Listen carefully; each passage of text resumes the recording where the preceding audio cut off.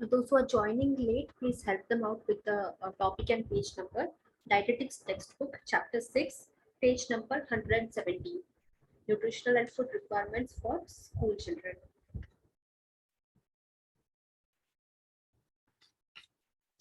So here, when it comes to school children, two main things which we have to keep in mind.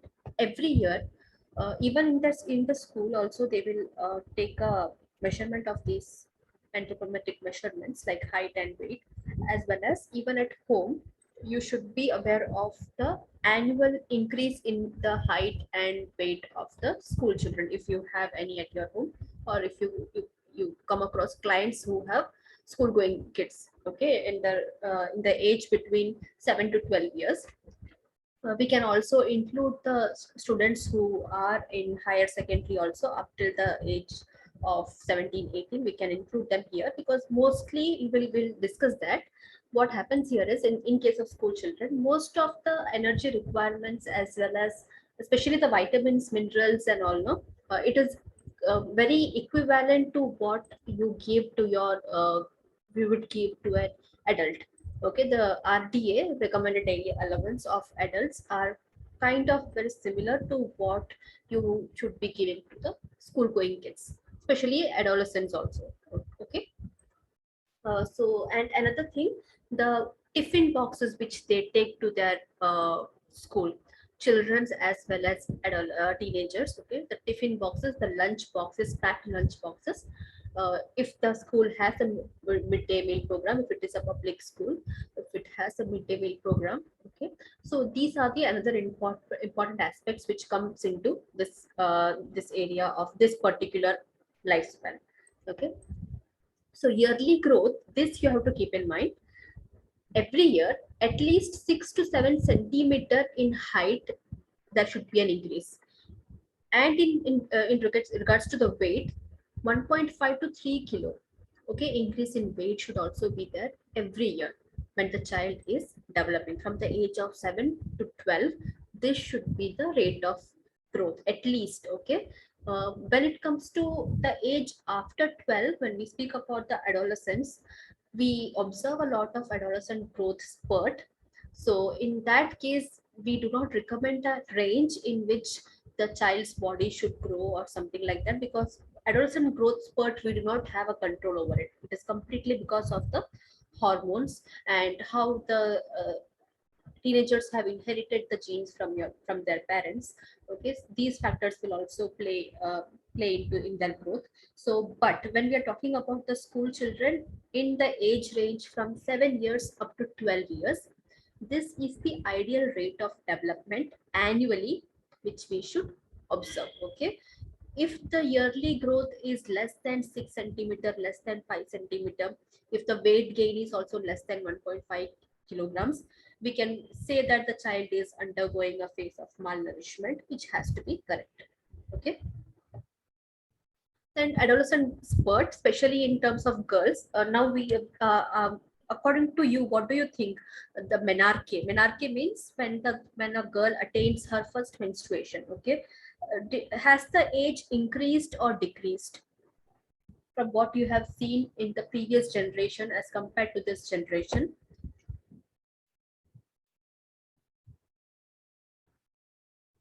The menarche age, did it increase or did it decrease?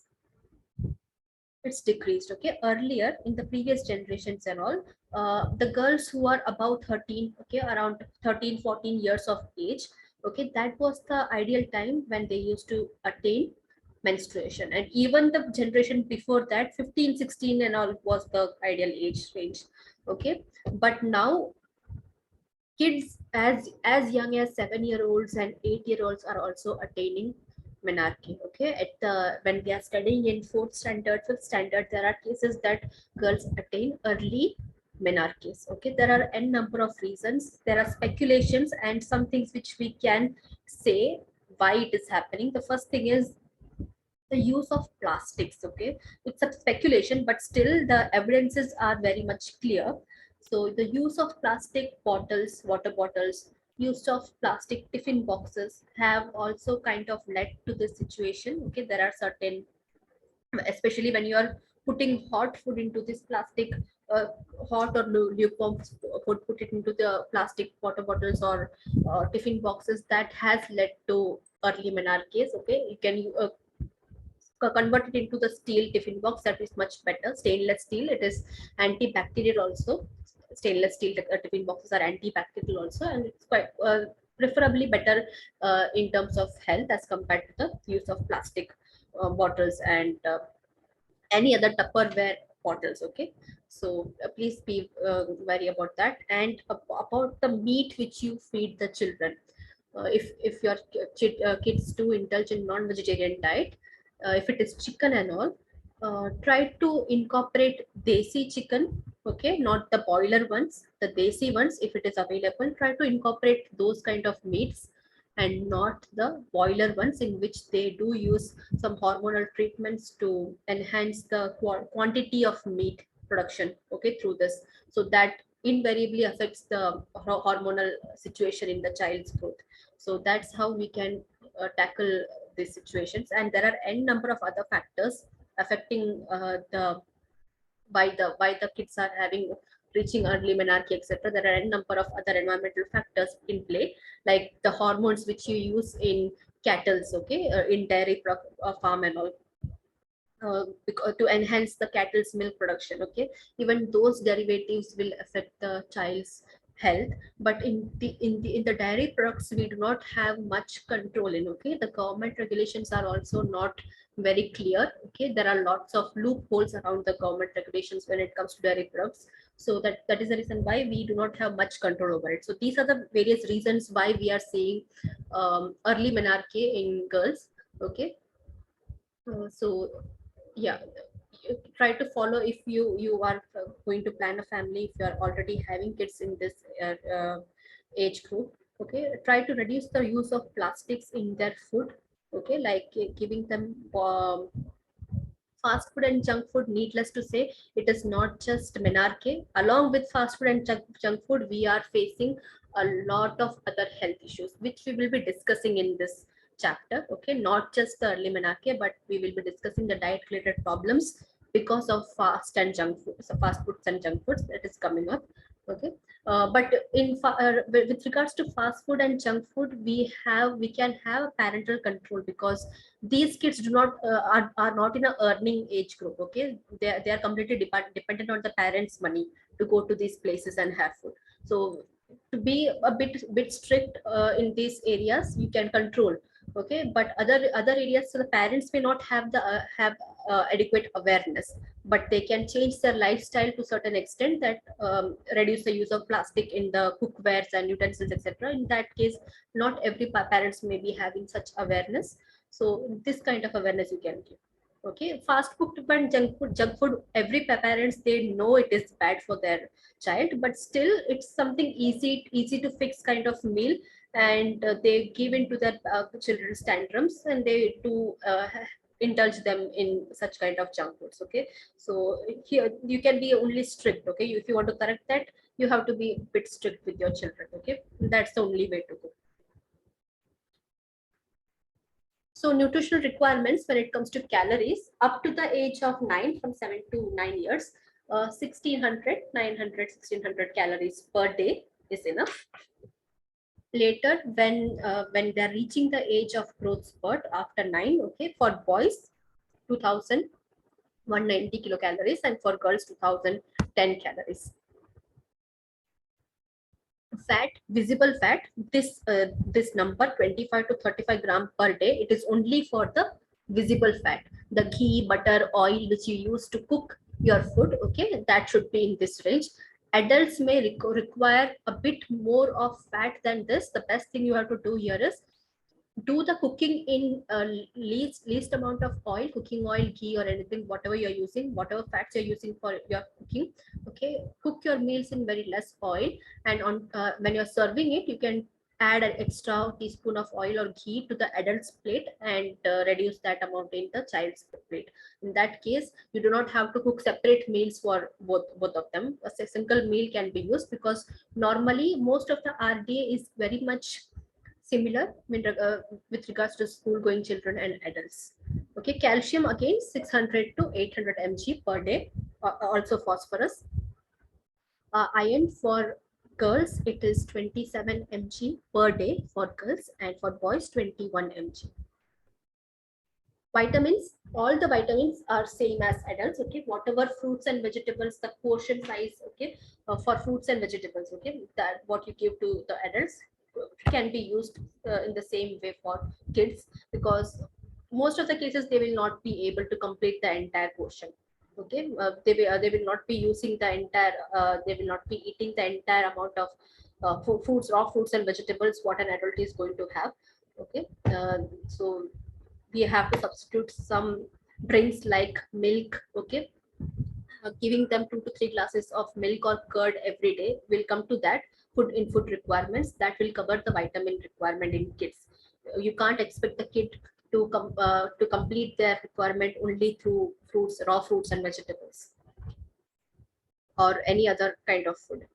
Fiber, whatever is the age of the child, plus 5 gram, that should be the daily consumption of fiber. For example, if the child is, say, let's say 10-year-old, okay, so 10 plus 5, 15 grams of fiber in their diet, that should be there. So that's how we calculate the fiber.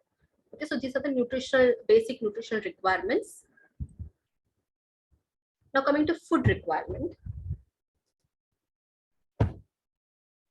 So there is a natural increase in appetite as the child grows. They spend a lot of time with their friends playing outside. Okay, engaging in usually in this part of the life, they are engaged a lot in extracurricular activities like sports, dance, music, arts, etc. So naturally, there will be an increase in appetite. Also, whatever feeding problems the parents may have faced when the child was in a preschooling stage, okay, up till the age of 5 or 6, whatever issues the parents had with the child, they are not eating this, they are not eating that. Okay, slowly when the child becomes goes into a school going children age group, usually those disorders will relapse. Okay, it will just go away. So risk of eating disorders in girls as young as 7 to 8. Okay, even the girls who are 8-year-old, they are also at the risk of eating disorders. Okay, like can you give me the examples of certain eating disorders in the chat box if you remember? And what do you think? What will be the most common kind of eating disorders which you see in girls as young as 8-year-old? Yeah, anorexia nervosa, bulimia nervosa, binge eating. Yeah, these are the eating disorders, and it goes to it is affecting these days. It is affecting children as young as 8-year-old because the kind of entertainment they are exposed to, television, social media, and all, the kind of unnatural body goals they are exposed to. Okay, when they're as young as 8-year-old, these things may affect their growth and development. It can affect them emotionally. Okay, their self these are the age when the child becomes self-conscious. They tries to identify themselves different from others. Okay, so it can be a positive difference or negative difference which they have identified. Depending on that, some kind of eating disorders may develop. All the basic five food groups like pulses, grains, vegetables, fruits, fats, sugars, meat, dairy products. Okay, all these should be included in their diet. As much as possible, try to involve them in family meals, because one of the meal they are having with their social group in school. Okay, the lunch which they have in school, that is one meal apart from the family. So wherever possible, especially dinner time or breakfast, if it is possible, try to include them in the family meals. Okay, um, it has a positive reinforcement between the family relationship goals, etc. Okay, and it's if it is if a family is having a good time during their meal, okay, the children will look forward to the meal time, and there are less chance of skipping the meals, etc. Okay, so try to include them in wherever possible. Include them in the family meals. Don't allow them to have their food alone in their own time. Okay, encourage them to, even if they're feeling hungry, give them a small portion of cut vegetables or fruit, and then tell them you can later we will have the meal together as a family. Okay, so like that kind of positive relationship focused meal planning you have to do. Then breakfast, it's quite important. Most of the children, what they do is they will skip the breakfast. They will take money from the parents, and they will go out, have something from the canteen in the school and all. Okay, so that is how they get addicted to junk food and all. So if the parents make sure the child is having a good breakfast, most probably they will not be spending a lot in junk foods, etc. Because in school, what your child is having, you do not have much control on. Okay, so if you are sending your child with a full tummy to the school with a good breakfast, most probably they will not be indulging in junk foods or any other snacks which is available in the school canteens, etc. So dietary guidelines, make sure every child gets around 2 to 3 glasses of milk. If they are if not milk, then other substitutes of milk or curd, like that kind of dairy product. At least 2 glasses of milk every day, and one katuri or one bowl of curd in between the meals. Okay, so that will make sure that the vitamin requirements and the protein requirements is completely is adequate. Snack tracking, it is mostly what happens is when the child returns from the school. Okay, and they will be directly going into the kitchen searching for some snacks. Even when they are hungry, they are not looking forward for having a filling lunch. Okay, they may um, steal some snacks in their pocket. They will keep it in their pocket, eat it, just keep on munch on the snacks, and when it is meal time, they do not have the stomach to uh, have food. Okay, so snack tracking has to be done. Keep the snacks away from the reach of your children. Keep it somewhere where your child can't easily track or reach. So that kind of techniques parents have to develop. Okay, whatever snack your child had in that particular day, you should know how much they had. Am I audible to everyone? Is it clear? My voice? Is it breaking off or anything like that?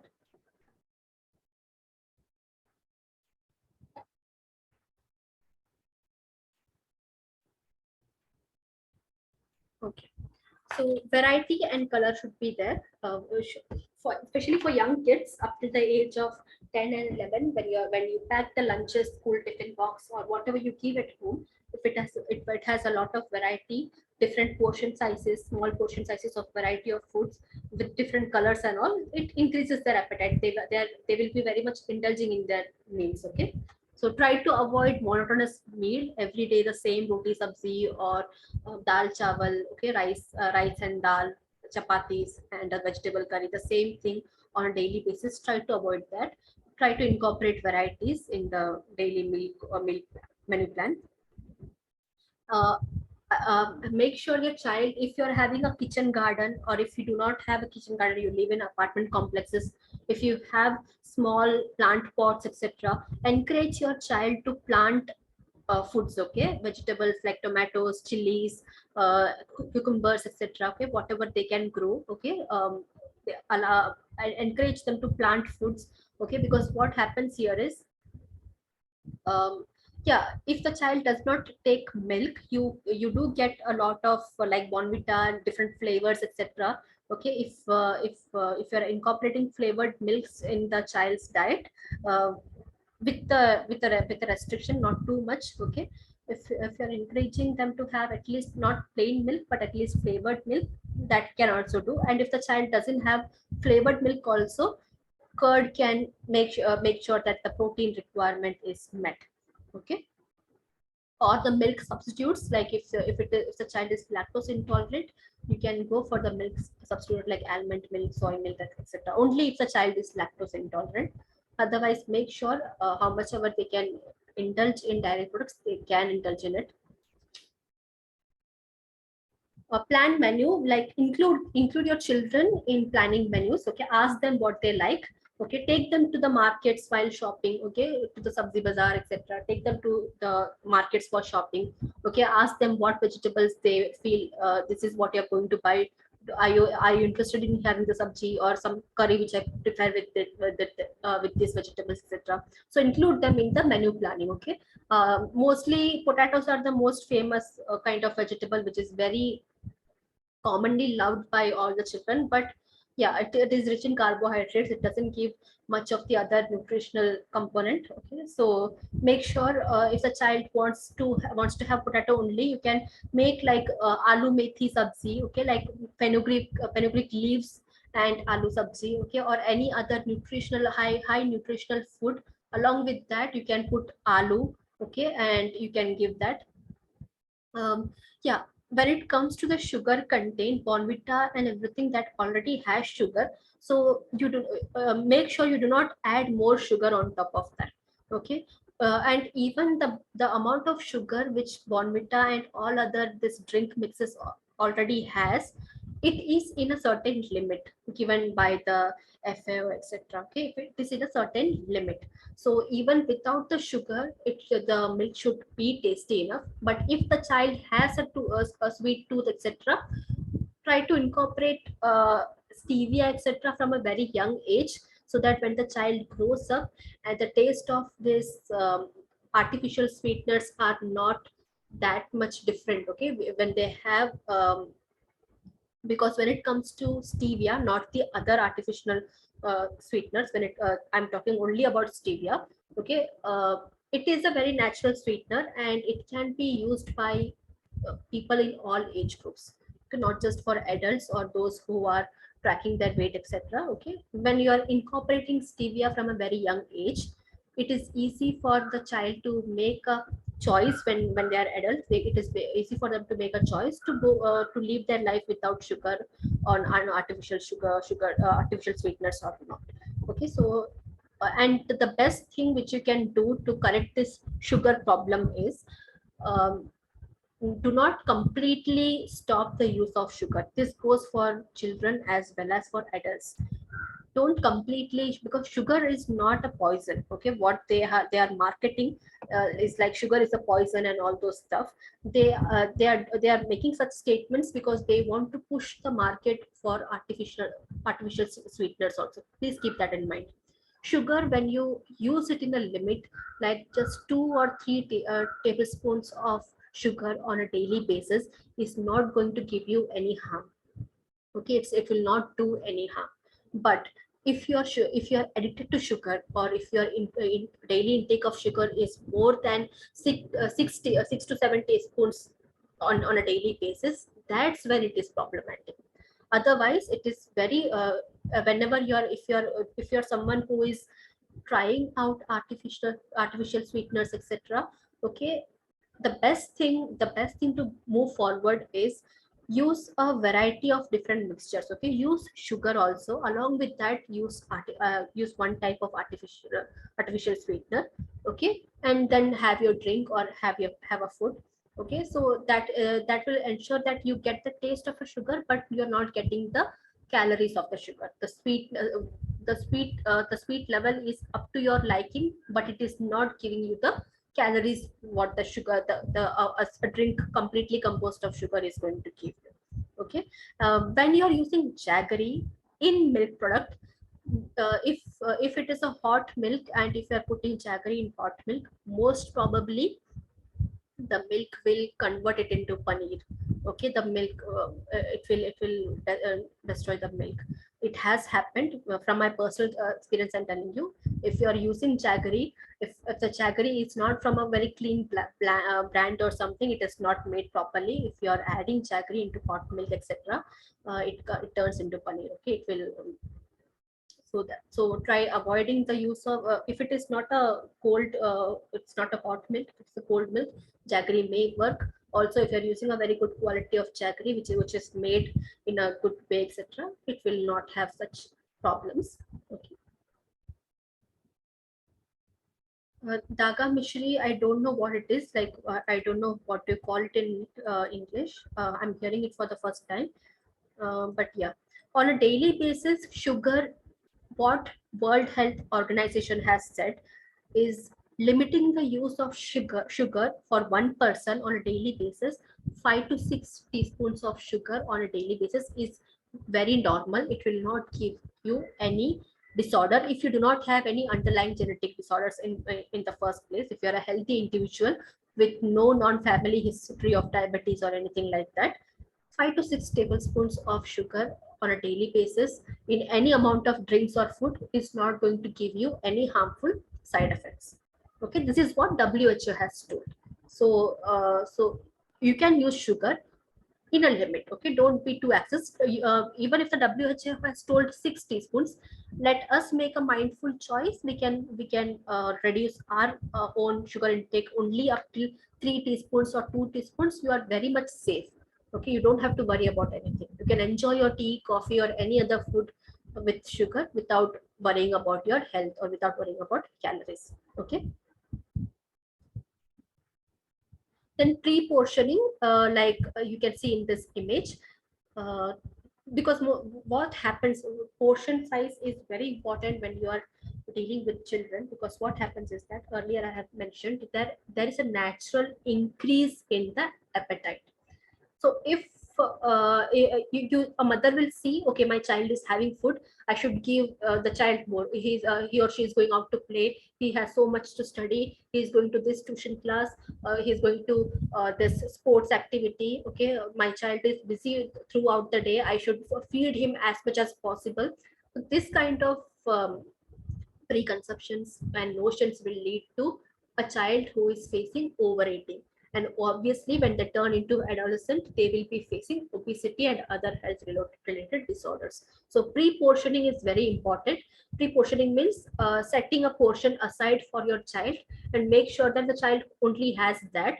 And even in this portion, the child has everything from snacks, from proteins, from carbohydrates, vitamins, minerals, greens, okay, fiber, everything is there in this particular portion. Okay, so that will make sure that the child only eats what it is, what is required. And when you're doing the portioning segment, the main thing you have to maintain here is have at least 3 to 4 varieties at least. Okay, like in this picture you can see there's a sandwich, there is a raw vegetable carrot. Okay, there is a ranch here, fruit here. Okay, at least 4 variety you can see here. This is a basic portioning. Okay, and along with that you can increase a little bit also. You can give some snacks. Okay, some home cooked snacks also. So what happens here is a child sees, okay, I'm having so much, even if the quantity may be less, but when the child sees this portion in a plate, displayed in a plate, the child will automatically think, okay, I'm having everything. And once the child finishes this plate, automatically the child will feel very full, and it will lead to controlling the overeating habits, etc. So that is why pre-portioning the meals is very important. Don't allow your child to pour out the food himself or herself when you know the child has an overeating issue. Okay,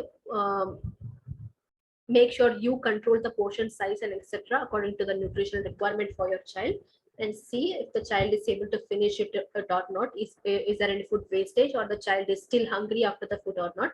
Accordingly, it's a trial and error method. You have to come to a common point using the pre-portioning principle. So dietary related problems. The first thing is feeding problems. Even when the child gets into a school going age, also some children may throw some tantrums about having food, home cooked food. They are more focused on junk food or eating from outside, etc. So that kind of feeding problems are available. And also when you are the main thing is, even if you are packing the lunch for the child, and the child is going to have the lunch at the school, you can't be very sure that, okay, okay, my child is going to have the food which I have given. Most children are also very smart. They may throw the food and they will bring back the empty tiffin box saying that, okay, they had the food. Okay, or they may exchange the tiffin box with someone else. They may throw the food and they may buy something from the canteen. Okay, they know all these gimmicks and everything. So those things comes under the feeding problems. Child may be underweight. Okay, ARFID, that is avoidance or restrictive food intake disorder, which is shown here in this particular picture. It's not a picky eater. Okay, picky eating is something else and ARFID is something else. Okay, so in picky eater they might be like, okay, I don't like this particular vegetables. There may be a list of few vegetables that your child may don't like. Okay, but the he or she doesn't have any problem with other fruits and vegetables. Okay, they are having all the other different types of food, but this particular variety of vegetable they don't like. Okay, that is picky eating. Okay, so that's fine, that's very common among the children. But when a child is undergoing this particular disorder, okay, perfect, there is a significant weight loss, and they will be constantly complaining about abdominal pain, and when they see the food they are scared of the food. They feel that I may choke on this food, I may vomit after having it. Commonly what happens, what leads to this ARFID syndrome is that uh, choking hazards are very common among children. Okay, the child who had a history of choking, even if the child was saved, okay, even if the child was not in a serious condition, the child was having food, okay, it choked on certain substances, and on time the child was given help, it was saved, it didn't lead to any a significant hazard. Okay, but the child registers it as I had the food and the food gave me the food tried to kill me. Okay, the child will think like that, and with that attitude, that whenever the child looks at the food, he or she may feel that it is going to kill me. Okay, so that's the kind of reaction which we may expect from the children who are in this particular disorder range. Okay, they may have a fear of choking or vomiting just by looking at the food, obviously, and because of that they will not take the food. If they're not taking the food, they will have fatigue, low energy levels. Okay, and if we start to complain that okay, you are having low energy, you are not energetic, you are not walking around, you have to eat food, the child will overdo it. Okay, the child will try to act so much that I have a lot of energy, jump around, even if the child is tired, the child will jump around and show excess energy. So that is fatigue, along with that excess energy.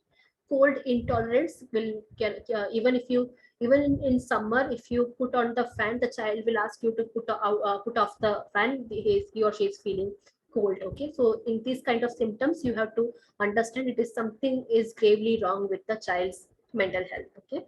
No body image struggles. They feel that they don't know, like anorexia has a body image struggle. Okay, even if the people who suffer from anorexia, too thin, but they're very thin, but when they look at themselves in the mirror, they find themselves to be too fat for their height, etc.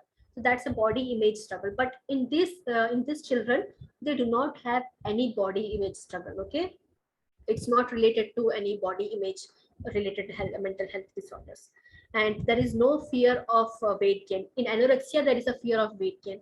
If they're having a healthy portion of food, they feel that that food is going to make them fat. That is anorexia. Okay, but here you don't see that kind of symptoms. Only eating food with particular textures. So for example, the child had an encounter with choking hazard while having food. Okay, from next time onwards the child may discuss say that I don't want to have solid food, I will have only liquid food, because if I have solid food it is going to kill me. Okay, that kind of hazard will be there. If you're aware of the show called Young Sheldon in Amazon Prime, has anyone heard about it, this particular show called Young Sheldon on Amazon Prime? Yeah, those who have seen this show, I guess in the first season itself, there is a choking hazard. The Sheldon undergoes this choking hazard, and for weeks, this guy will only have pureed food. Okay, whatever non-vegetarian food, vegetarian food, everything. The mother has to convert it into puree and then only give it to him. Then only he will have. Okay, and slowly the child overcomes that stage. Okay, if you don't you have not seen the show, please go and watch it. It's very interesting, very funny show. Okay, so yeah, there is one episode on this particular symptom. Okay, not disorder, one particular symptom. 1 minute.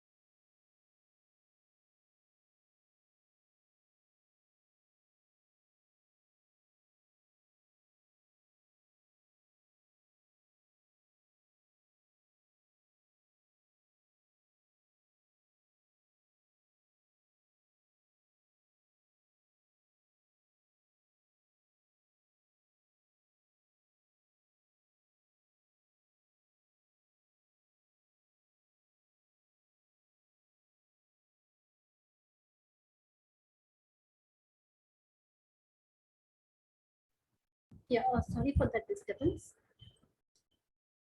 Next is constipation. It is very common among children who refuse to have raw fruits and vegetables. Okay, who do not like the texture of fruits or any fruits for that matter. In that case, constipation is a very common thing you can find. Dental caries. The children who are involved in too much of sweets, who have a very sweet tooth. Okay, dental caries. Even the child who doesn't involve in sweet, but they will show the tantrums while brushing the teeth. They avoid brushing the teeth, etc. In that cases also dental caries are found. Those who don't drink enough water, in that cases also dental caries are commonly found. Obesity in overeaters. Avoidance of fruits and vegetables. If you have dealt with a child, okay, you must have seen it. Not all child 80% of children try to avoid raw fruits and vegetables. Okay, they like whatever gives them good fiber. Okay, they will try to avoid it. Automatically that will lead to constipation.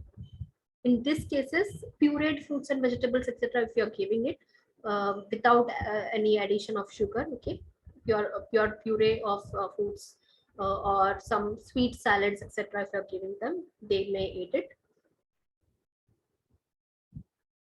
Then infections, if the child is not having enough nutritious food, if the child is malnourished, obviously they will be at higher risk of acquiring any infections. Okay, and if the child is not washing their hands before having food, if the mother is not feeding the food but the child themselves are feeding themselves, and if they're not having focusing on hand hygiene, etc., after coming out and coming from play and all, they're not doing the hand wash, etc., most commonly hookworm infestations or any kind of intestinal worm infestation is found. It's very common among children. So that's coming to an important point, packed lunches. So why a lunch which you send the child in tiffin box, etc., is quite important because it gives the one third of the daily requirement of nutrition, calorie, etc. Okay, so that's why uh, packed lunches are too important.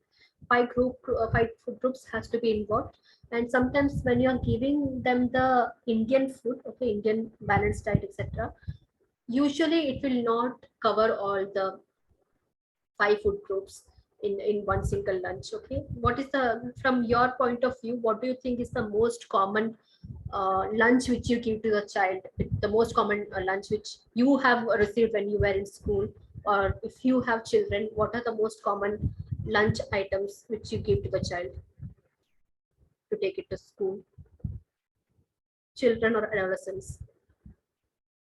Yeah.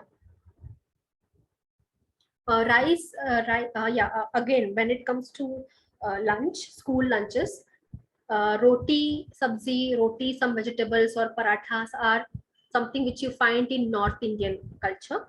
When it comes to South India, rice, like in Kerala, Tamil Nadu, Karnataka, and all, children take rice as a lunch to their school. Okay, rice with some wet curry or some dry curries.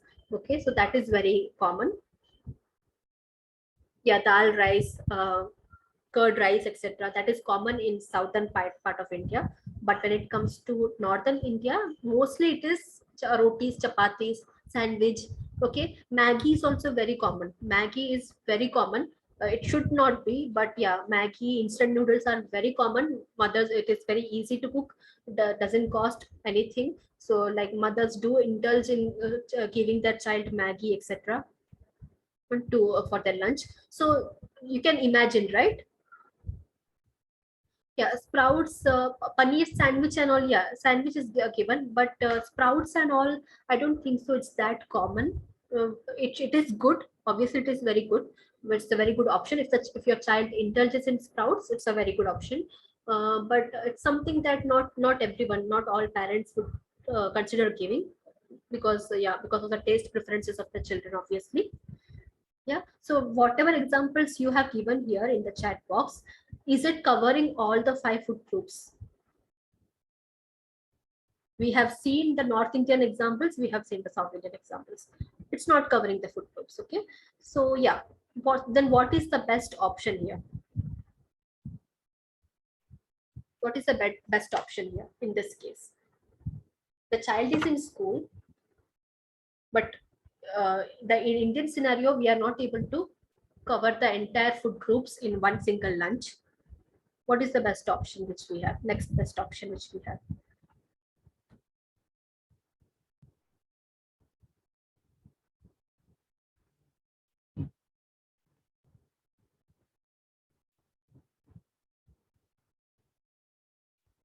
Any idea, anyone?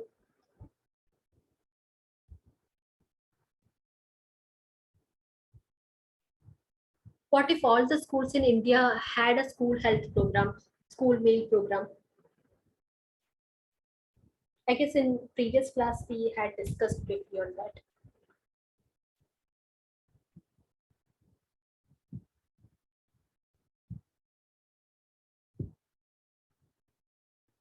Yeah, midday meal program. Okay, as of now, midday meal program is limited to public schools only, government schools only. Okay, so if at all in the future we have a comprehensive program for that all the educational institutes in India, especially the schools, etc. Okay, this problem will have a because what happens here is, whatever lunch you are packing for your child, is the child having it or not? Okay, you don't have much control over it. Okay, but when the child is having the lunch in a midday meal program, the teachers are there to serve the child. Okay, the teachers and the people in the school, they are there to serve the child. Along with that, all the children are having the same meal. They happily and they readily in their own social groups, they will have the entire meal. Okay, Sometimes what happens is the child will come to home and complain, you gave me this in the tiffin, you know what my friend's mother is giving me, giving my friend, okay, he brings so much of tasty food, my food is not tasty, okay, why is it like that? The child may have some complaints, and because of that anger, the child will not have the food. Okay, but what if it was a uniform food given to the entire children? Okay, it will take a whole lot of task out of the mother's hand also, and along with that, the child's nutritional requirement will also be met, because if you are cooking all the 5 food groups in the school itself and providing that to your children, okay, that nutritional requirement is met. Okay, we are building it's a wholesome solution to reduce the overall malnourishment in children, not just in public schools but also in private schools. One serving of green leafy vegetables when you're giving these much of food groups. One thing which you can do here is, when you give them the chapatis etc for school lunch, and if you are including green leafy vegetables, sabzi etc, try to roll it up. Okay, try to put some butter or something mayo or cheese or something that the child enjoys. Okay, along with that, put this green leafy vegetable sabzi. Usually the child will not have it, but when you roll it, or you may roll the chapatis, cut it into portion size pieces, the child will readily eat it. Okay, so that kind of techniques the parents should use. Yeah, like frankie rolls etc. Good quality protein, can you give me the examples of good quality protein? At least one example of what do you think is a good quality protein? Yeah, eggs, any dairy product, milk product. Okay, yeah, sprouts also. If it's a vegetarian option, sprouts is a good quality protein. Another main thing, if the child is not enjoying any dairy product, what you can do is, protein combinations. When we were discussing the on the chapter about protein combinations, can you give me an example of a very commonly used protein combination in Indian cuisine? Yeah, idli dosa, dal khichdi. Yeah, these are the very good protein combinations, like the protein which is found in rice and the protein which is found in urad dal. Okay, when they come together, they form a wholesome protein which will satisfy the protein requirement in the body, even without the use of any non-vegetarian proteins or anything extra. Okay, so that's the combination protein, so you have to use this kind of tricks. Avoid monotony, the same thing, don't give the child the same thing every day roti sabzi, even if the sabzis are different, but still at the end of the day it is roti sabzi, right? So the child will not be happy with that. Give them sandwich one day roti sabzi, one day veg pulao or something like that. So every 6 days of the week or 5 days of the week, try to change their menu, so that will not be monotonous. Correct consistency. So if you are giving them, so this is one of the reason why midday meal programs were such a hit. Okay, just imagine you're giving the child rice and some curry. If the child takes a, you remember that your child is taking it to the school, not the parents. Okay, how do you think the child is going to carry this wet curry and rice in their hand or in their school bags? Will they be careful? What do you think will be the hazard here?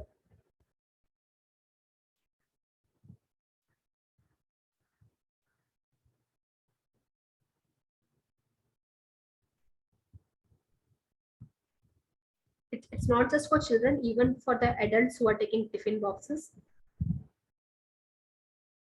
Spill, it will be messy, it will leak. Okay, things that are overly liquid in consistency, this will leak. Okay, so that's the thing which we have. So whatever you're sending to your sending in packed lunches, it should be of correct consistency. Okay, try using leak proof tiffin boxes etc to correct that. Even if nowadays we get steel tiffin boxes, stainless steel tiffin boxes with a plastic lid, so that is leak proof. Okay, that can be used instead of depending on completely on Tupperwares or any completely plastic items to store food in for lunch purpose etc. Try to convert yourself into stainless steel lunch boxes, because when it comes to glass box is okay, but just imagine This is the kid who is going to handle the glass box in their school. Do you think is it safe? Glass is okay. Glass is very good for storing food. But just imagine if a child breaks the tiffin box in the school, okay, you're not just losing the glass box, you are putting your child's at the risk of injuries also, right? The steel is a very good option. Steel, hot box, yeah, hot box is also fine, but make sure that the part which touches the food is not made of plastic. Outside can be plastic, but the part which touches the food should not be plastic. Okay.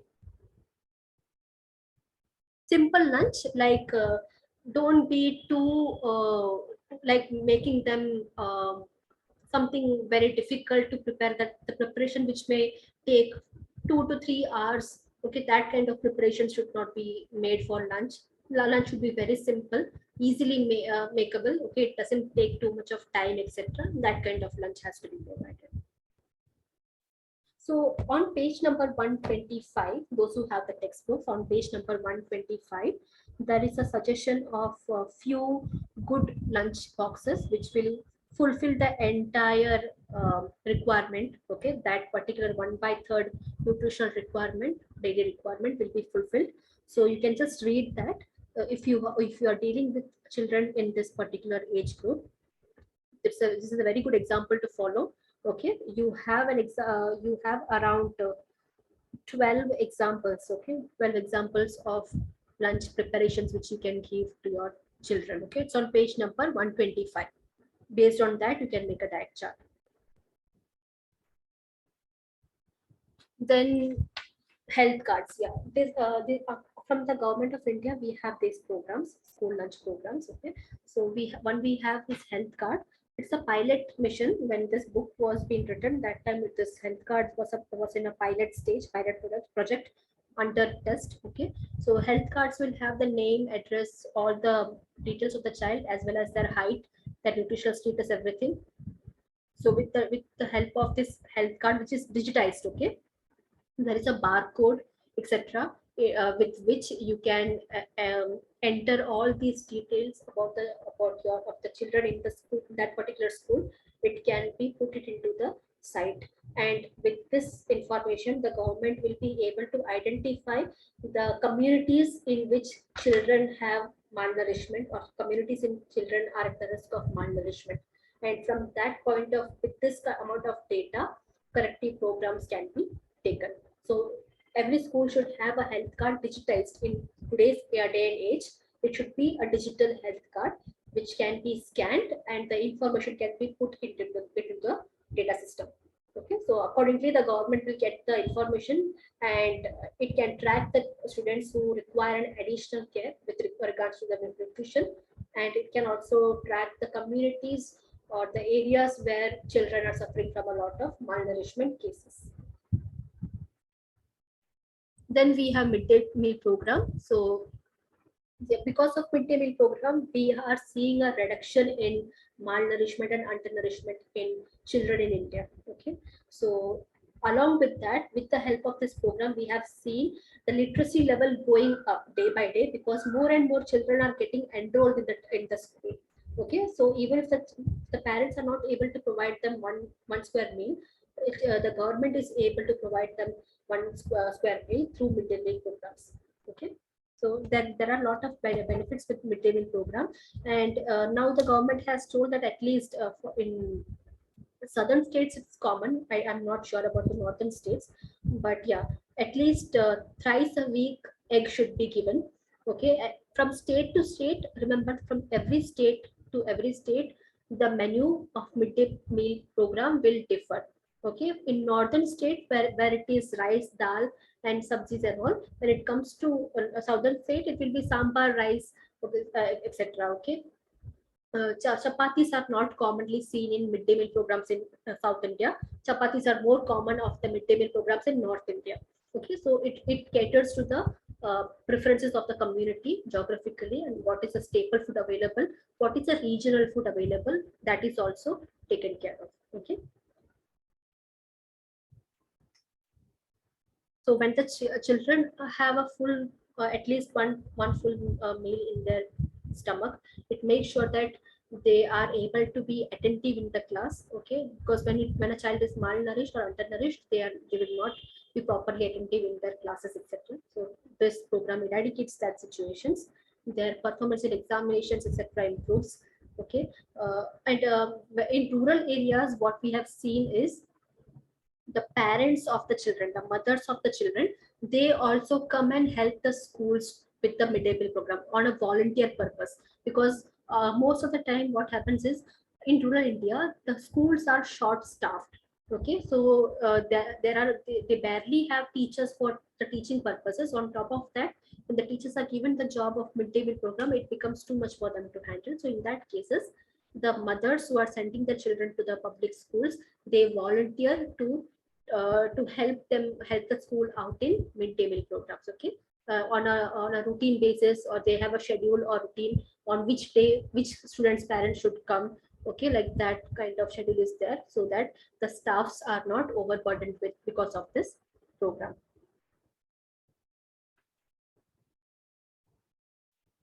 And another main thing in rural India which we see is the gender difference in feeding the children. Okay, can you give me an example of that?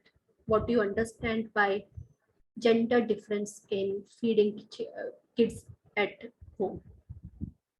What do you think that statement means?